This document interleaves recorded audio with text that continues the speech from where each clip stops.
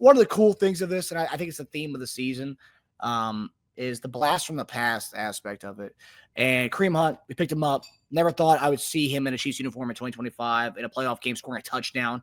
Never thought I'd see him look like being our RB1 by the end of that game. I didn't even know who Isaiah Pacheco was at the end of that game because they're feeding the beast. They're feeding Kareem. Number 29 was getting the totes at the end of that game because he was the only one doing anything. We're kind of creating something back there, turning those legs for extra yards, those tough yards. Finished the game at 8 for 44. And that's one aspect of it. And then the other aspect of it was Travis Kelce. While a lot of people thought he was done, he was cooked.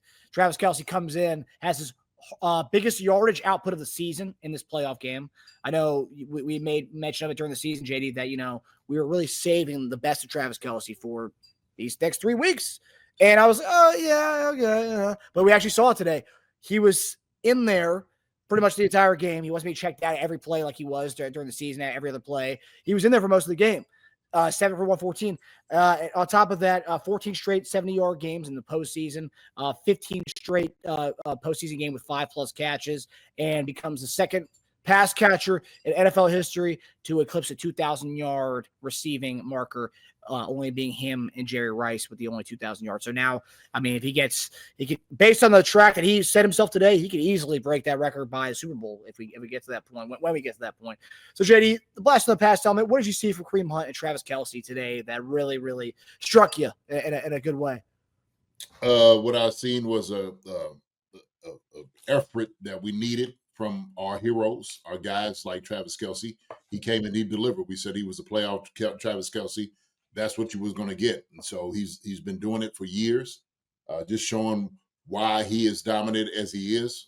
They left him open a few times, and him just to be able to just get up the field and get yak yards was spectacular. And so we said that. I said that when they were speaking all of this madness out here and saying, who's the Chiefs going to be able to throw the ball to, they're not going to be able to get open.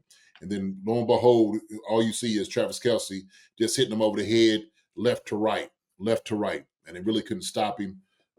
So that in itself is his superpower. Him and Pat is on the same page. Pat knows he gets in a pinch. That's the guy he's going to. So Travis Kelce is amazing as ever. All the accolades you just said and all the numbers he was able to achieve, that is hard work and effort because he represents as being one of the greatest tight ends ever played a game, period, point blank. And in the playoffs, too. Like one of the greatest players in the playoffs, okay? Not just tight end, I'm talking about players, period, in the playoffs. Then going to the point that you were talking about Kareem Hunt. Kareem Hunt, this was type of game that we needed a Kareem Hunt in, okay? A bruiser, a guy that's going to come in and he's going to run and bowl over and turn his back and get a yard or two. He's going to do all the tough yards. And so when we were screaming for the run game, I know I was, put it on Twitter and whatnot, I'm like, a run game looks non-existent. Matter of fact, it was just messing us up because we couldn't even sustain anything because our run game wasn't there. And so when we said, okay, let's hand it back right here to this guy, Kareem Hunt, all right? A guy that's played in the cold before, who's been very successful, a guy that is going to give everything he possibly can to get a win because he wants a Super Bowl. And he wanted one with the Chiefs. And what he did, this past game, he showed the reason why when you have winning games like this, cold games like this, nobody wants to tackle a guy like that. It makes it hard. It makes it difficult to handle a guy like that. And he just rode the wave. And once we gave the ball to him, that's exactly what we needed. He was the, what am I looking? The antidote to what it was that we needed in our run game. And so he was spectacular toward the end. I thought we should have gave it to him at the very beginning of the game. But, it is what it is. But, hey, man, Kareem Hunt, amazing job as well. Want to make some quick cash and have fun during the NFL playoffs? Well, it's time to embrace your inner underdog. Over the last 3 weeks, we have given 11 selections, and we have cashed on 10 of those, predicting higher or lower on multiple different player statistics. So we are ready to continue this heater into the playoffs.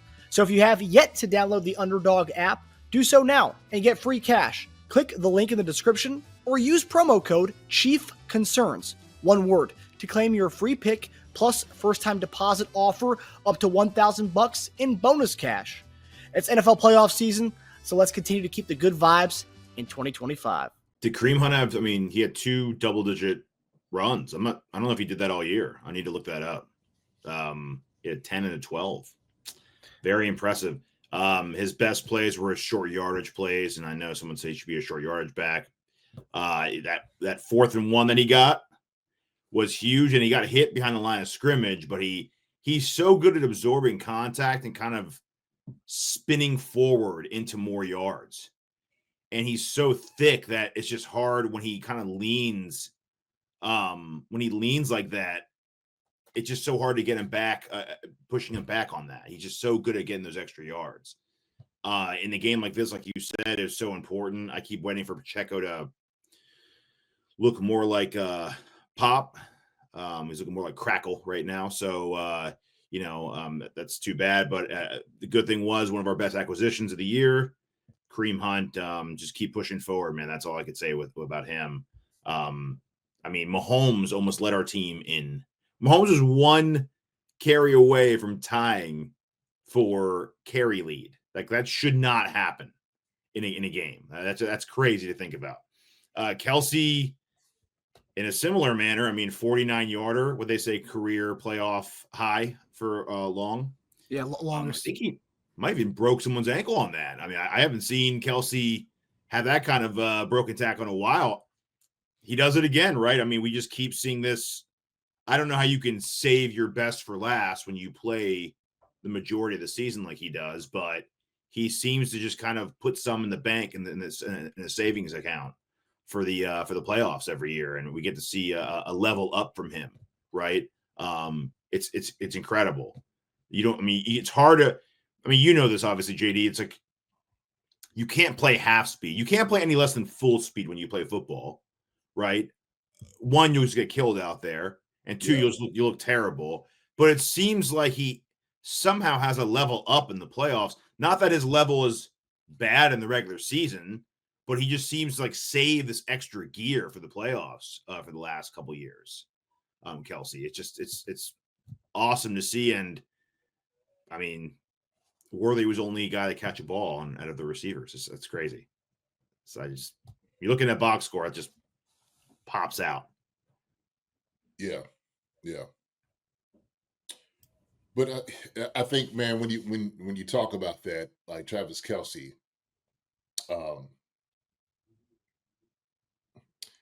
this is what he's always been, and once you give him rest, adequate rest, where he can come in and destroy a team like the Texans, you see this is a result of it, of giving him some time off, letting him heal his body up a little bit, let him see his little sugar thing in Taylor Swift, right? And hey, he's got a little bit more of a little juice to him, moving around, looks good. He was doing like the old school moves, like people just took it. It's just the old, like, oh, you got me with that move, sort of like another one I could look at, like Larry Bird would get people with moves that was real slow, and you just couldn't believe he was beating people with that move, but because he's already setting them up. He just looked fluid. He looked fluid out there. There was a couple of times, and I know y'all seen it too, where he was looking to try to do the lateral. He was going to do the one at D-Hop, and I think it was another he was trying to look for. So, which is also kind of a danger to defenses out there as well. But we know, look, Travis Kelce, man, he's everybody keeps talking about he's slowing down, this and that, blah, blah, blah. Yeah, he don't have the speed he used to have. We understand that. He's not 10 years younger, but he's still as crafty as ever. He's still able to get open. He's still the touchdown. He moved from one window to the next window behind Azir, and when first window went open, he moved to the next one. And so Pat seen that, right? Yeah, them being on the same wavelength. I mean, it works. It just we see it work over years, time and time again. And Pat knows if I get in a pinch, I get some problems, ball's not moving, I'm looking to 87. That's where I have to go. We got to be the ones that lead this offense to the promised land. We got to be the ones that do it. And so when they didn't really have anything working, man, offensively, I mean, that's the connection, right? That's the connection. So we just had to figure out, man, the very next game, we got to put some things together as far as like play calling, running the football, figure some things out up front, because there was still some issues and some problems that we seen. Hey, and I'm gonna say this: was there a little rust? Absolutely. Oh yeah, Rust. You know, we know that. We were lucky to get that return to open the game. Otherwise, that field goal would have been a punt to the Texans, like immediately. That probably would have been a 3-and-out back to the Texans, which would have been terrible. Yeah. I just is that a combination of players being rusty and the coach being rusty? Sure, absolutely. Maybe some of the play calling wasn't as great. Got away with the the run game, just came away from it because we weren't really getting any type of positive yards. But I do believe, and I keep going back to this, like this was a Kareem Hunt game. He should have been the one that started this thing off. Then Pacheco, kind of feeding off what some of the things that he was doing, and gave it Pacheco. Nothing against Pacheco, nothing at all, right? But we understood what this defense was going to be. We knew how good Texans defense was, no doubt about it. So, and they made a point, and they were humming. Them jokers was hitting out there, man. This was playoff hitting. It was playoff hitting today. And I found myself just like, oh gosh, look, hearing cracking heads. I told the pads gonna be popping like fish grease. Them jokers was popping today, man. They were popping for real. Fish grease does pop. Yes, sir. Yes, it does. Yes, it does. That's for sure. Hi, everybody. Thanks for watching. Subscribe here to get the latest from the show. Also, be sure to check out the best clips from Chief Concerns. And if you prefer to listen to the show, subscribe and follow us on Apple Podcasts, Spotify, and anywhere else you get your podcasts.